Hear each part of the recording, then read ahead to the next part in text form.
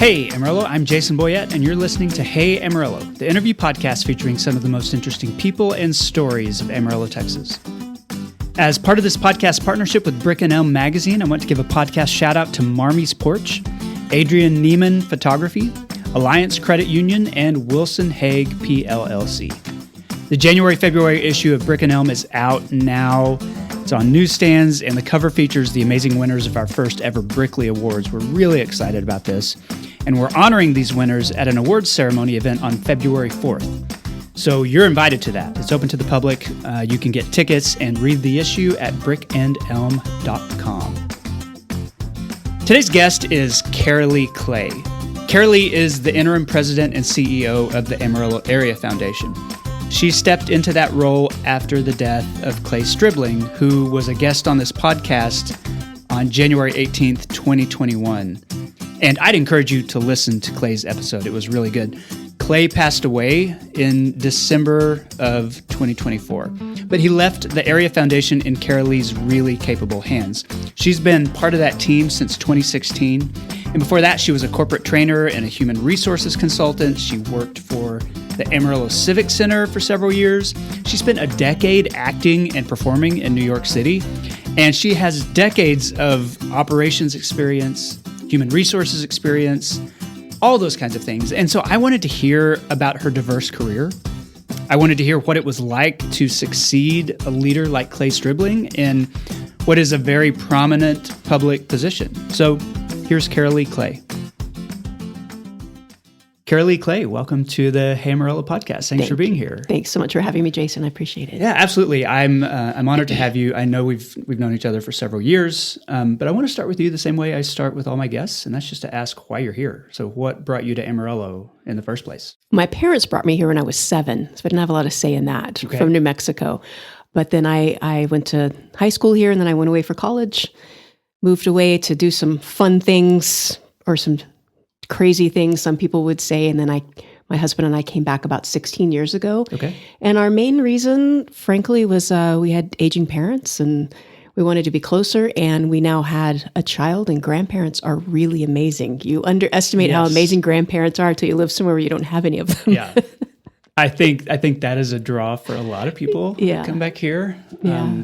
It sounds great to live on your own until you figure out, I'm on my own. Own, yeah. Where in New Mexico were you born? Albuquerque. Okay. I was born in Albuquerque. Do you have like distinct memories of living there versus living here as a child, like what that transition was like? I do have kind of amazingly clear memories of living there. I remember our house very well. I remember my grade school. I remember my friend Tia. She was my first real friend. But my grandparents lived there until they passed. So we frequently went back. And my mother and I still probably travel to Albuquerque 3 or 4 times a year just to goof off. Do you remember a difference in living in both places? I mean, kids are not always aware of all that kind of stuff, but like 7, you kind of know what's going on. Yeah, I felt a difference. I think a lot of it was just the demographics. Mm-hmm. I went to a school that had a great deal of Latinx, and when I came here, it was very different. And I was learning Spanish in kindergarten. Okay, wow.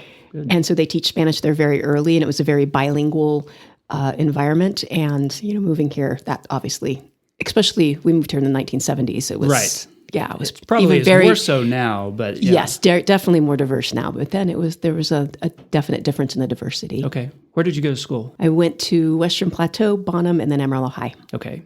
And as you got close to graduation, did you have an idea that you wanted to get into the operational side of like a large community foundation or anything like that? Like what did you want to do? That was nowhere near on my path. I actually was a soccer player in high school and wanted to do that. I wanted to be Mia Hamm. I mean, that was my goal. Yeah, was that the period, like the rise of the U.S. women's national team? As we were starting to do I was on the first female soccer team at Amarillo High in the 80s. And before that, I always had to play co-ed with the guys, which was also kind of fun. And I wanted to do that. And then I suffered a knee injury, and my college plans fell through my senior year. Wow. From that. And I had always sang off and on, especially in church. And my best friend at the time said, I'm going to Arizona State, come with me and audition and see if you can get in. And I did. And I got in to be a music major. All right. And it happened in February of my senior year. Music major is one of those careers that like tends to have very specific paths. Yes. Doesn't seem like you've followed that path. So tell me what that looked like as you were going through school, as you're trying to figure out, okay, what do I do with this? Right. Well, first of all, so I went to Arizona State, and it was the first year they allowed us as vocal majors to double major as both opera and musical theater. Okay. Which I have a freakishly high voice. I'm one of those coloratura sopranos. So I was doing my senior recital would be like some opera and then some Sondheim. But at the same time, I had no aptitude to understanding what the music. I did not grow up listening to opera or musical theater. So I would go to my musical theater class and sing a song from Evita and had no idea what it was. I'd never seen Evita. So I was on a steep learning curve when I got there. And then I thought, I'll graduate and I'll get my master's degree. I already decided where I wanted to go.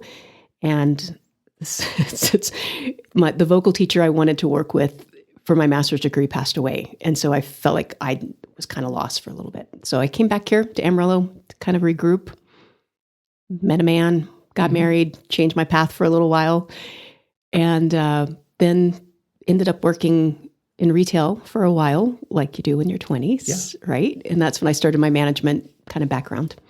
And then ended up getting a job at the Civic Center as one of the events coordinators. Okay. And this was what, like late 90s? Mid-90s. Mid-90s? Okay. Mid-90s. Still a pretty thriving scene at the Civic Center during those days. Yeah, we were busy. But I was also still doing, I started doing Amarillo Little Theatre when I moved back, and had so much fun with that. And Alan Schenkels will forever be my theater daddy. It was just some special times there. But, primarily focused on just making money, paying mortgage, that sort of thing. And ended up being the assistant manager of the complex for a while, which was crazy. I think it was like 27 years old. And I was the youngest person on staff managing everybody. It was, I don't know what they were thinking letting me do that, but it was a big opportunity for me to really understand operations and HR and even IT. I mean, just things that you need to manage that kind of complex. But I still had the bug to perform, and met my now current husband. I was divorced by then. I already had my starter marriage and was divorced. And I met my what I now call my last husband, and he's a technician. So he did backstage and production management. And I made a decision I was going to go to New York. I was just going to go for it. Why not, right? I was still young-ish. And Tad and I started dating, and I announced to him that I was moving to New York, and he's like, I'll go with you. So can you imagine? You knew you'd found the right guy then, right? But can you imagine, like my kids now, I cannot imagine my kids coming to me and saying, Mom, I'm going to move to New York with a person I've known for 6 months. Yeah. I've been there one time. I know one person there to an apartment sight unseen. Yeah. With no job. Like, I don't think you're going to do that, right? With no job. It was crazy. But we thought, we'll give it a year and see what happens. And we were there almost 10. Wow. Okay. So, we did that for a while. Tell me what happened. Like what kinds of things did you do? It was very interesting, Jason, because when you get, and this has maybe changed with an art degree now, but when you get arts degrees, they don't teach you business and marketing and that sort of thing. And really understand, like you know how to do the audition, but once you get the job, how do you get people to come see you? Yeah. Right? Or how do you market yourself? Or pay your bills, or just do these things, like understand reading a contract. So I realized it took me a few years, but I realized that I love the performing aspect of it. That particular industry was one I did not enjoy navigating as a business person. I'm not good at selling myself, and that's what you have to do. Yeah, that's what an audition is, right? It's what and just again marketing. And I got bored talking about myself, which was why I was so nervous about this, because I don't usually talk to this podcast, right? I don't usually talk about myself. I'll talk about the foundation all day. But I was fortunate to be able to do a lot of really fun, edgy films. And I did a crazy musical for quite a while called Das Barbecue, which was Wagner's Ring Cycle set in Texas. Okay. I've not heard of that, but that sounds amazing. You need to check it out. It was fun. And then ended up doing a lot of more straight drama. And I didn't realize how much I loved film. Film was very interesting to me as someone who was always a stage performer. and primarily a vocalist, how much I really loved that breaking things down, and the technical side of film was fascinating to me. So I felt very fortunate to get to do some of that. Did you get to a point where you felt like, okay, I have enough steady work that this is a career? Or did it always feel like you're just kind of shoestringing your way along? Shoestringing. And as a result, I was also very fortunate that I had a lot of other skills besides just performing. And so I started to be a consultant to sales reps. I would help them with their sales pitch and that sort of thing. And then I started helping small businesses, primarily architect firms. I don't know why I fell into that, with their HR. So I would go in and consult and make sure they had policies and procedures and help them with their benefits or conflict resolution or hiring and onboarding. And I had just done a lot of that in my life. So I kind of shoestring things together by doing that, and ended up creating my Red Clay consulting firm that I did for 15 years. Did you just figure out that you had an aptitude for that? I mean, you'd been on the performance and audition side and all of that, but like you had not everybody has the mental capacity, the organizational mindset to just manage all that kind of stuff and think about it.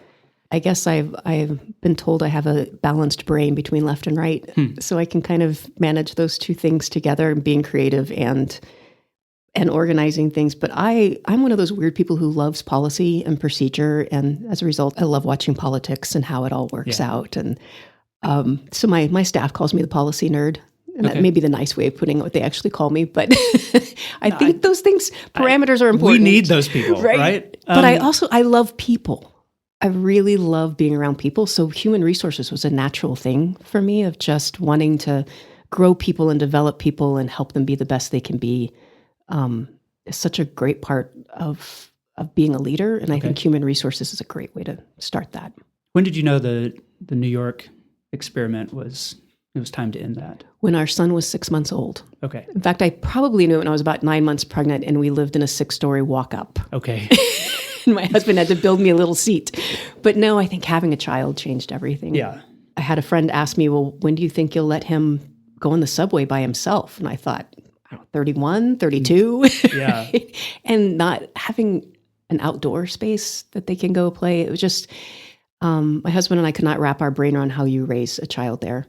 And then I also went to my first audition after he was born, and I'm looking across the table at these 20-something, and they're going to determine if my child has health insurance for the next quarter or not, because that's the way it worked. You had so many hours in the union to get your health insurance, and I decided no, I've got to make a change. Did you come directly back? We did not. We moved to Denver. We call it our step down theory.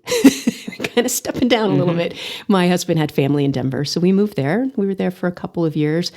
Unfortunately, we moved there in 2008 as self-employed people who didn't know anyone in Denver. It was not a good time to be branching out into into things then.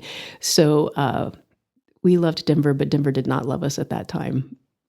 And so that's what brought you then back to Amarillo. That and parents that needed some assistance. We thought we'll come back for a little while and see what happens. You still saw it as sort of a temporary move. We did. And we both just fell into the things we loved. I went back to the Civic Center actually for a while, worked there for a few years, and I still love that place. I think it's a great place, and the great people are still there. But then I got offered the job at the place I'm at now, and it changed everything. I want to talk, before we get to that point, I do know a few people, couples even, who have done the New York experiment and then come back here. You know, they've lived there for a couple of years. In your case, you've lived there, for 10 years. Is there a culture shock coming back, whether it's stepped down through Denver or not? Right. And is it a good culture shock or like a hard culture shock? It was a little of both, honestly. I think I remember my first really big culture shock moment I remember as I went to the grocery store. I think it was Market Street at the time, and I just needed peanut butter for my child. And I remember being so overwhelmed by the number of options. I was used to going to my bodega, where they had like maybe 4 different kinds of peanut butter. You just pick the one you want. And it took me probably 2 or 3 years to quit buying my groceries 2 meals at a time, because I was so used to only buying what I could carry up 6 flights of stairs. Exactly, yeah. So this whole big box store thing I couldn't wrap my brain around buying an entire week's worth of groceries.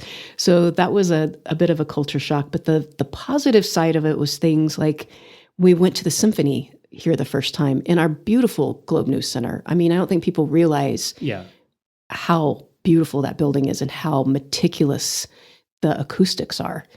And I think we paid $25 for the ticket and free parking. Mm-hmm.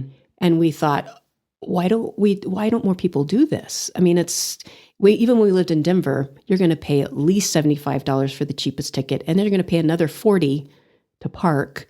And then it's going to take you 4 hours to get home from downtown Denver, even if you don't live that far.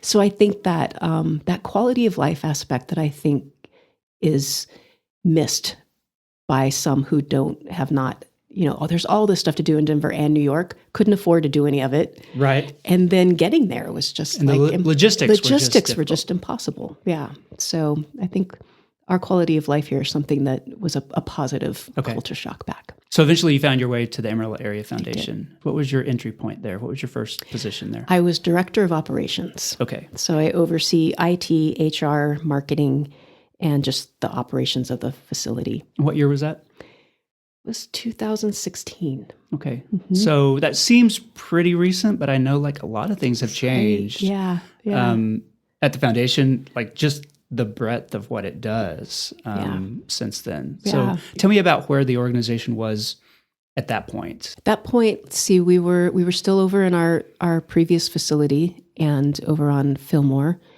And I think we had 16 on staff, maybe. And we're doing obviously a lot of great work with the ACE scholarship program and our grants, but we were doing a little bit more of a reactionary granting where we just whoever applied, that's what we would look at and consider for our discretionary grants. And the big change was when we decided to get a lot more strategic about what we were doing. And then, of course, we moved into our big new building, too. And then there was COVID. COVID changed everything. The growth of the Panhandle gives like a lot of major moments transformed the organization. Yeah, and it was funny when I first started there, Clay Stribling, our previous CEO, was a lawyer when he was hired.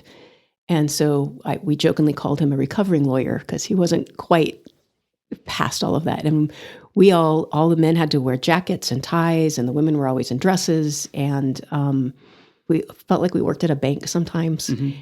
And COVID definitely changed that in many ways. But I think also we started, and this was to Clay's credit, we had one of our grantees come up for a meeting and they were just a few minutes late, and they apologized because they felt like they had to go home and change clothes before they came to a meeting at the foundation. And they work like in an urban farm and such, right? So yeah, naturally. And I think that really struck Clay as, wow, we can't be an organization where people feel like they can't come as they are. Right. So between that and COVID, it's changed where, I mean, you'll see people in jeans that work at the foundation. Our dress policy is dress appropriately for your day. So if I'm cleaning out the basement, that's going to be a very different look than if I have a board meeting. But just a lot more casual. And also the demographics of our staff has changed greatly. A lot of younger, a lot more diversity in backgrounds and in racial and ethnic identities. And that has just been a really important change for us because it reflects the people who are benefiting from the work that you do. Exactly. But also having that lived experience of being able to say, I know what it's like to need to ask for help. Mm-hmm. And how hard that is, and how hard it is to get by paycheck to paycheck. And if you're a person who's never experienced that, there's going to be a lack of, I don't want to see empathy, but a lack of really understanding what it takes to get by in life. And I think having that diversity has been really helpful in us checking our assumptions of who our constituents are and what they need. I want to talk about that shift in mindset from, you described it as being more reactionary to being more strategic. And to me, like a reactionary perspective means you're following the trends. You're waiting to see what happens, what needs to develop, how the culture goes. When you're strategic, like you're taking more of a leadership role. You're driving conversations. You're saying these are the things that we want people to think about. And that, I mean, that for an organization as large as the foundation, like that's a really significant change. Yeah. But it also raises your profile and helps you guide organizations toward work that maybe is not being done. I want to hear like what that means for the culture of an organization and how you think about what you do, because that's a huge shift. Yeah, it was large, and it's taken some time for it to really, I think, take hold both internally and externally. But what we ended up doing was identifying strategic areas we really wanted to see if we could make a real change in. So we looked at food insecurity, mental health, opportunity youth, which are young adults who are 18 to 24. They're disconnected from either the workforce or from education. And then 0 to 5 literacy and digital equity, and then access to affordable quality childcare. So just some small problems, right? Some tiny little things that are systemic issues that we can fix in a couple of years. But what that, first of all, has forced us to step back and learn a lot about all of those issues, because you can't do the work without having some basic level of understanding, but also really lean into one of our values at the foundation is collaboration. And we really have to lean into that value, because none of those problems are going to be fixed by the foundation. Right? We could empty our coffers and not fix one of those problems. Right. So really finding those partnerships, which oftentimes means finding partners outside of the Texas Panhandle. Who can we partner with to help replicate something or bring something here that could be more impactful, but also starting to look upstream. Why do we have food insecurity? Why are our children's mental health deteriorating? I mean, what are the things that are causing us to get there? And that's one of the things we mean by being less reactionary. Like, what can we do that's going to make our region better in 15 or 20 years? Okay. Maybe not that short. We still have to do the problems. We still have to feed people, obviously. We still have to fund people's access to mental health right now. But can we also look at what we can do to keep that need from growing at the very least? Okay. Maybe alleviating some of it. I know your position there has changed. You've taken on additional responsibilities. You've kind of moved up the ranks to where you are now. What are some of the things that like you're especially proud of that have happened, you know, whether you're directly involved or not? Like what are the successes of the foundation over the past decade? Well, definitely the Panhandle Gives has been a huge one. And I know that's probably what people know more about us than anything else now. Yes. Because it's been so as a widespread. Marketing tool, like it's probably the best thing that you could have done. And it's not for you, like it's for these organizations, which I think is the genius of it. I have to give my shout out to our marketing director, Bart Carter, who has just done amazing work around this since we started it. But I think I'm really proud of the way we have formed these partnerships, and I'm going to use a group that we loosely call Panhandle Connected. Okay. So we're working on digital equity for the Texas Panhandle. And just the innovation that's coming out of it, and I'm not going to even say national recognition, it's international recognition. Yeah. We have people going to Taipei in a couple of weeks to talk to them about what we're doing here. And I'm so proud of that, because it's an effort where everyone has left their egos and their logos at the door. Nobody wants credit. Nobody's looking to make sure they're the one who gets that grant money. We just want it to happen. And I think that just comes from this Panhandle spirit that we have of no one's coming to save us. We're going to have to come up with a solution, but it's going to take every one of us to do it. Well, and it involves the municipal element, the government, the there's education, Region 16. There's the range working on it. And we just wrote an NTIA grant, which I'll try not to check my email, but it's supposed to be released any time now to let us know if we got it. But so I'm really proud of that. And I'm really proud of internally, I'm just really proud of the staff that we have developed. I don't know that people understand the level of expertise, passion, and talent we have working for us. And that's that's from our accounting department to our grants, to marketing, to our leadership team. I think that is something that's been very intentional of making sure we're getting them the professional development they need. But it's because of them and their passion and their willingness to really try something new and take some bold steps that we're able to do any of this. Okay. And I'm just super, super proud of them. You mentioned Clay and you've talked about the staff, and I'm, as someone who knew Clay, I mean, he's been a podcast guest, and knowing his identity and leadership within the foundation, you're suddenly in this period that you didn't have a lot of time to prepare for, a little bit, but a period of transition. Yeah. And without the leadership that helped you take these major steps over the past decade.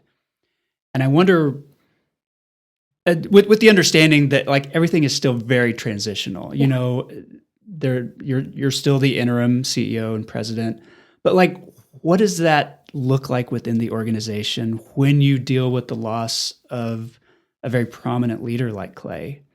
The work doesn't stop though. Right. And the team building doesn't stop. So like, how do you personally step in and say, okay, well, I've got this interim title, but we got to keep moving. Got to keep moving. Well, one of the major gifts that Clay left us was helping us all prepare for that. I think a tremendous leader makes sure that the work can continue without you, right? I think that's so important. And he did that. And he stepped down. But even before that, and even before he was first diagnosed with cancer, he would make sure we started talking succession. And what did we all need to know? Did we do that perfectly? No, it's a very hard thing to do. There's still things I'm uncovering that wow, that would have been really helpful to know last year. But I think part of it is also keeping things slow and steady. That's kind of what I'm working on right now. And just acknowledging that, yes, the work has to continue, but some days it's really hard. I mean, for instance, his furniture was moved out of his office this weekend. And it's funny how, it was really hard to walk past that office and there's no desk. So we're going to continue to have those moments. We have engaged with a grief counselor to come work with staff. I think part of it is doing the work, but also just understanding everyone's going to grieve their own way. We have to acknowledge it, hold each other up where we need to, give grace where we need to. But Clay would not want us to be doing things of what would Clay do. Okay. Right? I mean, that was pretty clear at his funeral. He was like, don't make this about me. Right? I was like, well, that's kind of what funerals are, right? Right. So that was very much a Clay thing. He did not like things being about him. I think, again, it goes back to having a staff that respects and love each other so much, and we've been able to do that. But it's also, there's always an opportunity there as well. What are things we could change that might be helpful in the future? And I think that those are things that are important to look at right now too. What are some gaps that we might need to fill? What are some things I need to learn, whether it be professional development or relationships or that sort of thing? So like I said, my goal is to just keep the wheels on the bus right now. And once we're at a place where we feel like the board can make that decision about what is ahead, then we'll just go with that. Can I ask how it feels? Because you're in a position where you have a lot of institutional knowledge. You've been there long enough. But you're the interim. The decision is being made by the board. And so like you can't like come in and say, we need to change all these things, because it's not your organization. Right. And it's still an organization that works on behalf of all these other nonprofits. Like, how do you think about your role? Is it just to provide some leadership, but like not too much leadership? Like, how does that work? It is a delicate balance, I will say. I've been trying to look at it as whether I'm the next president CEO or not, I feel any interim's job is to make sure the permanent president CEO is successful. Okay. So I'm trying to do things like just figure out things that have fallen through the cracks that need to be taken care of. And, those things happen when you have a predecessor who was as sick as Clay was for a while. Right. And some things just got missed.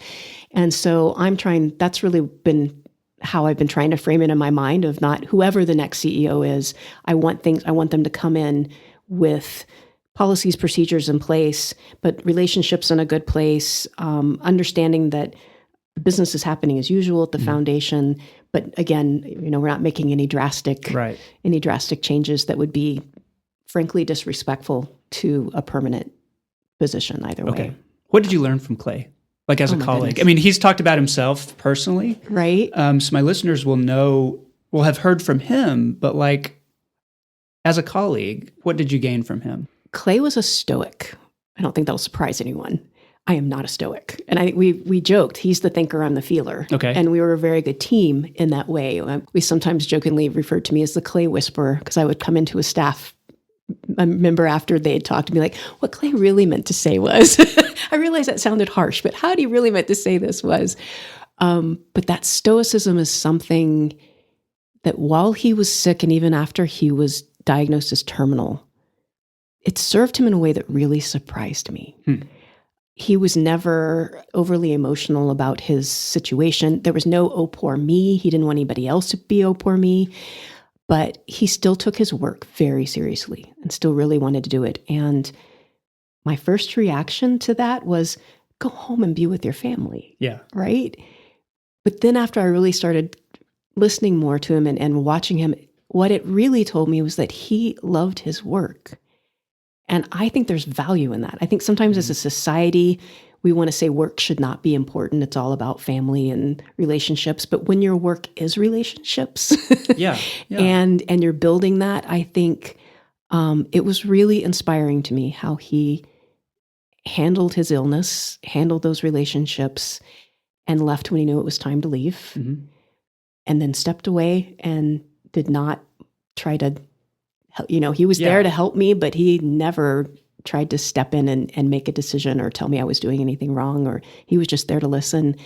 And then even if I can get more personal towards the end, when I saw him right before Thanksgiving, I went to his house to meet with him. And that was the last time I saw him in person. And he was still worried about making sure I had everything I need. But I asked him, I said, how are you doing? And he told me he was perfectly at peace. And I think to the end that was, and who gets to say that? I mean, his life was cut short. There's no, no one would say it wasn't, but to have lived your life in a way where even at the age of 56, you say, it's been a good one, right? And I'm proud of my work. I'm proud of what I did, and I'm perfectly at peace. I think that is just something we could all strive to be able to come to that place. Well, and that's the value of having a real purpose, to your life. I mean, it wasn't a legal job where he's filing documents on behalf of companies. Like, he was serving real people. Yeah. And that says a lot about, as you approach fulfillment in your life, as you approach your health, your lifespan, all those things, purpose is so important to that. Yeah, absolutely. Yeah, he found purpose. And he loved giving other people purpose. I mean, Clay irrevocably changed my life when he hired me. And I'm not being hyperbolic about that. I knew I wanted to do something with purpose. I've always felt that. And from a very young age, I ended up being, whether I was a leader in my youth group at church or show up to help at a campaign and end up running the war room. I mean, just always various things would happen. He saw that in me pretty quickly as being a leader and really invested in me in that way and believed in me in things I didn't believe in myself for quite some time. And I think that's when you have that kind of purpose too, to grow people and to develop people, it's very powerful what that can leave behind. I want to close this section by asking you've identified yourself as someone who's very good with people. It's a big part of your job. You transplanted here as a kid, you moved away for a while, you came back, and now your job is literally helping people through the foundation. What have you learned about the people who live in this area? Whether it's through your coworkers, whether it's through the nonprofits that depend on you, or the residents that they serve, what can you say about the people of the Panhandle? I think the thing that stands out to me the most, particularly when I go to other communities, for instance, I'll go work with other community leaders in Dallas or Austin. One time I was talking to a group about early childhood literacy, and I said something about, well, have you reached out to your libraries to see, how you can partner with them?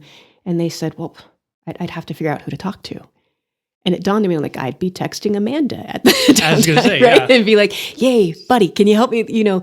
Having those relationships that we have because of the size of the town we are, but also I think we all know that we're kind of under-resourced here in many ways. We don't have the tax base. We don't have the federal help. Sometimes we don't have the tourism that other parts have. And that is what we make up for in relationships and partnering together. And I think when I tell people what we do up here and how we all just reach out and help each other, they're stunned. They have they just don't understand how that would work. So that's our secret sauce, is the way we take care of each other. It is astonishing, and people don't realize it's not universal. The way we all helped each other through fires and through floods and through, snow and the Panhandle Gives and everything. I mean, we take care of each other in a way that's really, really special. This week's episode is supported by SKP Creative, and the team there asked me to talk about the Amarillo Tribune. If you haven't heard, the Tribune is a new local nonprofit journalism project. I'm actually a founding board member of this organization, but only on the budgeting and nonprofit side. I'm not writing for it or anything. Jackie Kingston is the CEO and executive editor, and she has helped make the Tribune Amarillo's first community-supported, digital-only news organization. They provide free public service journalism about Amarillo and this area. They're doing really great work. It's a daily publication that provides local coverage about issues we care about, including city government. So SKP invites you to support the Tribune with a monthly gift or a one-time gift, but reminds you that content on Amarillo Tribune is always free. You can learn more by visiting amarillotribune.org. That's amarillotribune.org. And thanks to SKP Creative for the support. Okay, I'm back with Keralee Clay. Keralee, this is the part of the show I call 8 Straight. 8 Straight is sponsored every week by Panhandle Plains Historical Museum in Canyon. It's the largest history museum in Texas, and I'm sure you know this. Its collection includes the 26 different buildings of Pioneer Town, which is a hands-on village modeled after actual Panhandle businesses that existed around 1900 or so. So you can see that. You can touch things. You can go inside the jail at panhandleplains.org. And my daughter calls it her town. Her town? She loves that place. Okay. It's always fun. It is. I think adults kind of walk through it because we're familiar with it. It's fun to see a kid in there because it is a really she loves interesting it there. place. Okay, when you think of Amarillo 10 years from now, and I know this is something you think about, what do you hope for? I want us to be known as a place that's really innovative, like lean into our pioneer spirit and realize pioneer is it's not a point in time. Mm-hmm. It's a way of living. And I think I'd like to see in 10 years, people look at Amarillo, Texas and say, wow, how did they get to that place of being such an innovative resource for the rest of the country? And they are saying that now. They're saying that now, but I want it to stay, but, right? And I want to really grow. I want to really lean into that and not kill that momentum. Okay. Other than wind, what does this area have too much of? I would have to say dust because it's one of the few things I'm allergic to. Okay. It kills me. You're in the wrong place. I know, right? What does this area not have enough of? I would have to say civic engagement. I would like to see, and I know it's not like Amarillo or the Texas Panhandle is not unique with that, but I feel like we have too few voices at the table oftentimes. And I would love to, and it's one of the things we're working on with Panhandle Connected and the city's working on of how do we make sure that all the voices are being heard, and not only being heard, but understand that they do have a place and that they can make a difference just by speaking up and saying what they need. So I would say I would love to see more civic engagement in our communities. I mean, we're about to enter election season just for city council and stuff. Yeah. I think the last time we had, 16,000 people vote in a city of 200,000 people. Yeah. And so 1 in 20 of the people you know are choosing determining the local leadership. Yeah. Which we can do better. Ridiculous. We can do better. Okay. What's your favorite local coffee shop? I would have to say Palace. And it's not just because they have really great coffee, but I just love the vibe of it. Mm-hmm. It's just a comfortable place to sit around and have a cup of coffee and chat with folks. So I enjoy it. You lost the right down the street Palace. We did. Which was, I imagine, one of the benefits of working at the foundation. Right. At the new location. Yeah. You're just right there. We're right there. Yeah, it was bad timing. But the new coffee shop there, Journeys, is also it's very good. I just... Amarillo needs a downtown coffee shop. It has to have one. Yeah. And it's good. It's just, I miss the vibe of Palace. Okay. What's your favorite local restaurant? Bangkok Tokyo, I think. Yeah. It's my go-to. Comfort food go-to. That and Bagel Place when I really want to kind of feel New Yorker again. I'm always surprised that bagel place is as popular it is among like my kids' generation. Like that is the spot. Yeah, it's tasty. But Bangkok, Tokyo is just special. Okay, what's your favorite local neighborhood? I love West Hills. I lived there at a really pivotal point in my life when I first got divorced. And it's just this lovely, I don't know, it feels like a small neighborhood, but it has actual hills, and the park there is where I always took my kids to play. And it's got some funky architecture, kind of like Olsen Park. It's got sort of that vibe. I love it. I love West Hills. Yeah, that's a good recommendation. What's the most underrated aspect of living in the Panhandle? Well, kind of alluding to what I'd said before, I think anyone who says there's not anything to do here is just not paying attention. There's plenty to do. I can't do everything I would like to do here, but also the barrier of entry to be able to go hear music any night of the week or go see amazing art at Sunset Gallery. I mean, it's just, there's lots to do, and there's lots to do for every age range and every interest if you're just paying attention. Okay, last question. When was the last time you visited Cadillac Ranch? My daughter and I went it was like a year ago, October, because Hoodoo Mural Festival was having the muralist out there to paint. So we went to watch them in paint, and it was a blast. Yeah.